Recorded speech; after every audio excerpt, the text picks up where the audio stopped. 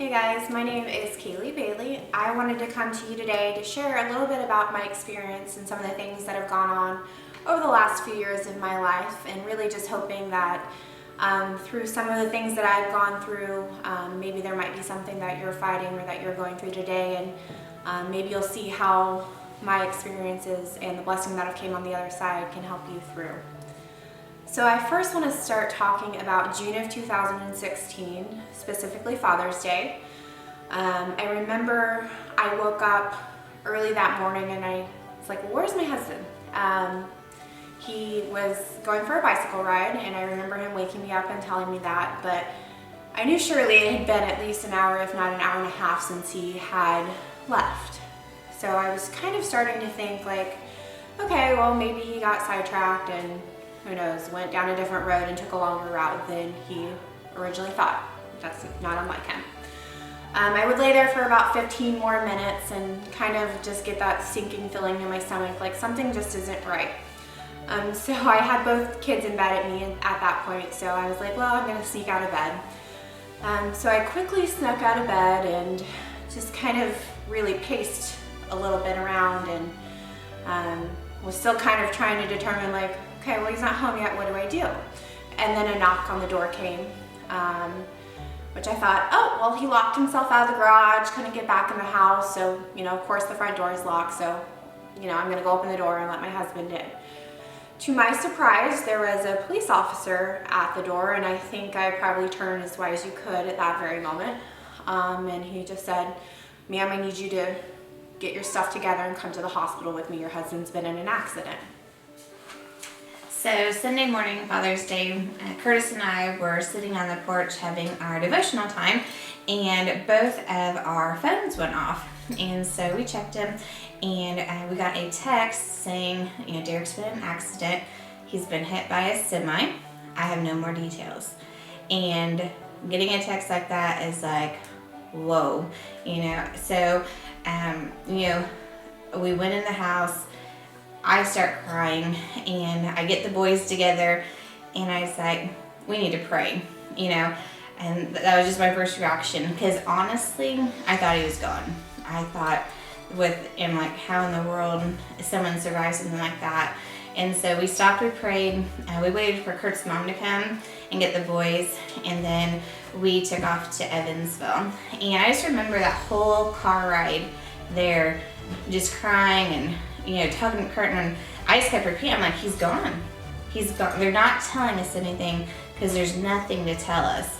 And so it was just, one of those mornings where, started off peaceful, but had no idea how much our world would be rocked. So on the morning of Father's Day, we went on a walk that morning, and I think that was the only morning that we have been able to get ready for church and go on a walk and still have time to kill. And so Lila and Levi and I all went on a walk, and we came back, and I was outside watering flowers, and I heard Airy back fly over, and I just took a minute to pray. They always fly over our house when they're coming to Clay County, and prayed for whoever it was for, and go inside, and Levi's face is as white as a sheet, and he just said, we just got a message that Derek has been hit by a semi, and we don't know anything else. And I just remember in that moment, he couldn't move, he couldn't do anything. I got to the hospital, I walked in and I said, I'm here for my husband, and they kind of looked at me like deer in headlights, because they didn't know what I knew, I didn't know what they knew, and they said, he's been flown out to Deaconess. I'm not from Clay County, I had no idea what Deaconess was, so I'm like, okay, great, where's Deaconess?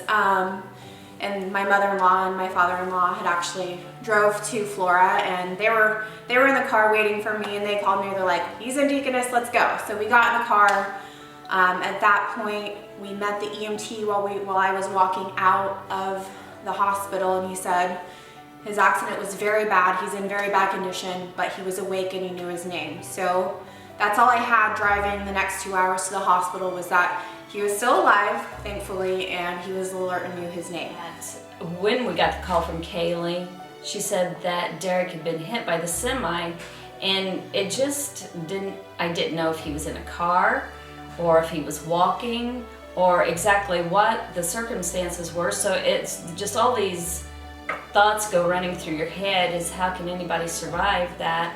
And but Kayley, she was just, when we finally met up with her at the hospital, she just had this calm about her.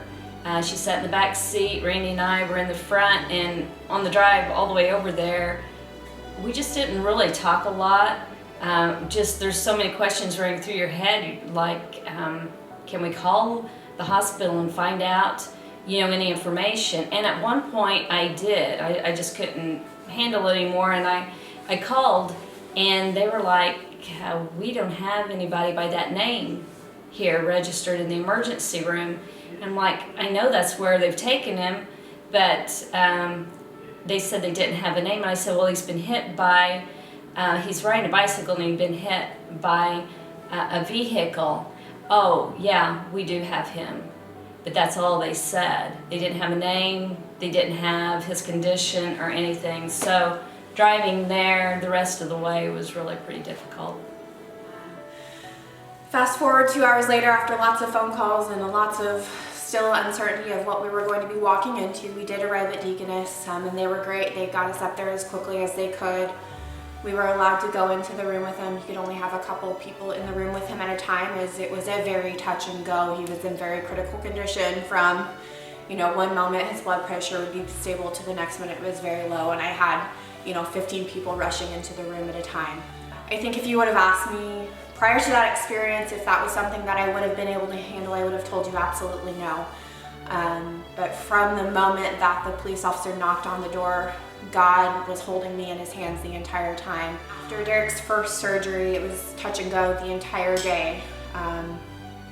They would come in and check to see if there was still blood coming out from where he was internally bleeding, and, you know, would update me that they would hope the blood would lessen.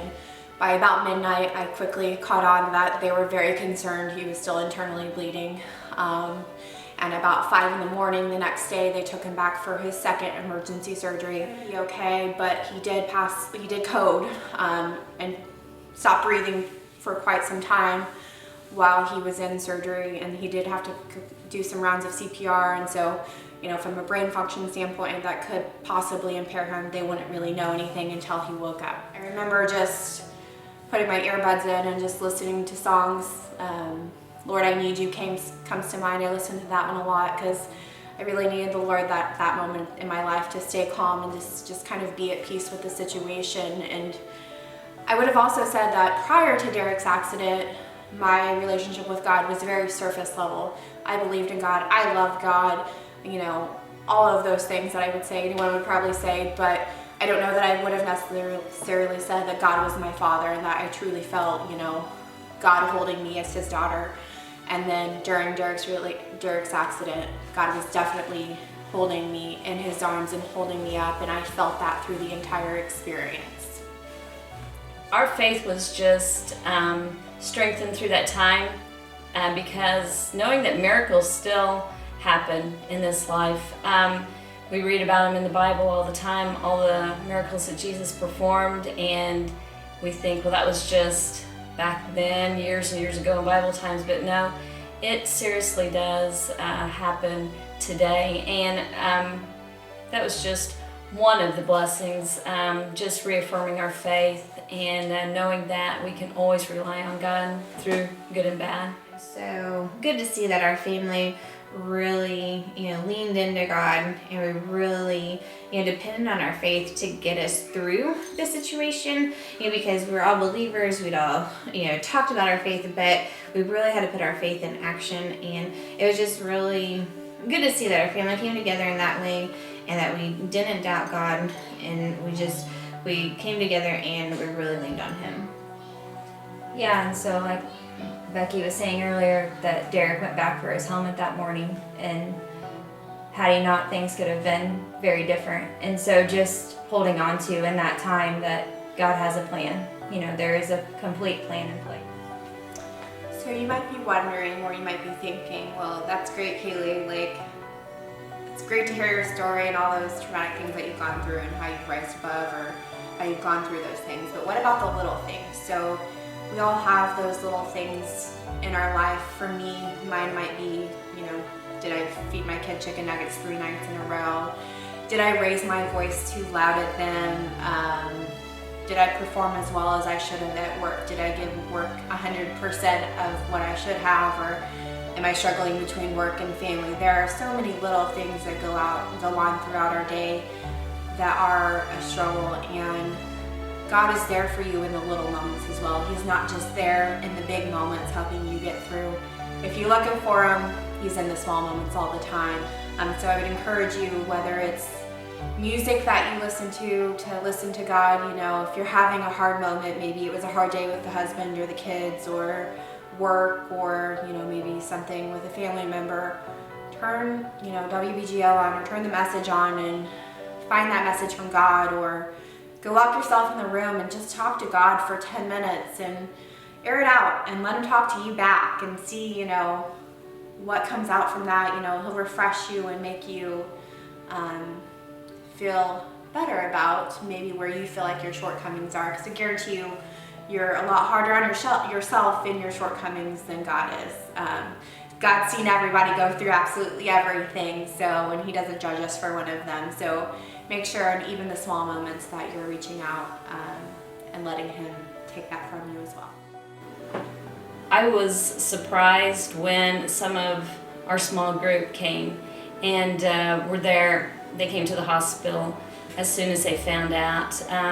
They left, or they didn't go to church. They thought that it was more important to spend that time with us than to attend service, and they even gave up their family day, Father's Day, to be there with us. And I found that was really a great support. Absolutely. We were also part of a small group, and they were reaching out, asking how they could help with the boys, just anything they could do.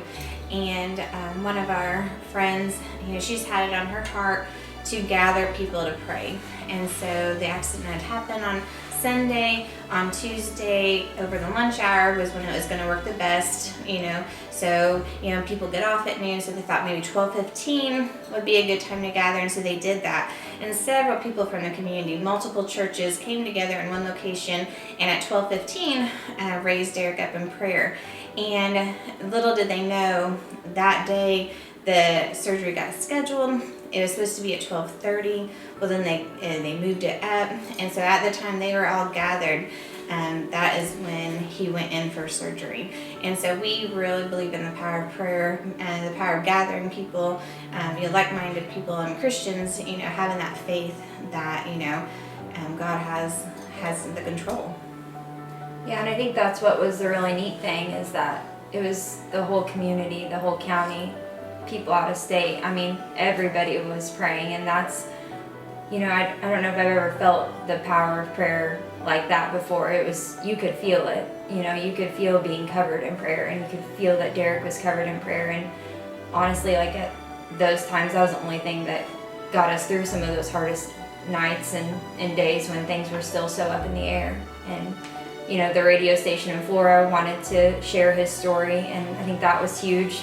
So many people heard and were praying for him, and we received lots of messages and gifts and gift cards, throughout that whole time. And all of us had young kids at the time, and there were times we all needed to be there together, and so it was just nice to have people offer to watch the children and just fill in the gaps when we couldn't be around. And I think another blessing from that was just watching Kayley, trying to put ourselves in her shoes and think of how we would handle it. And Becky mentioned that she was so calm.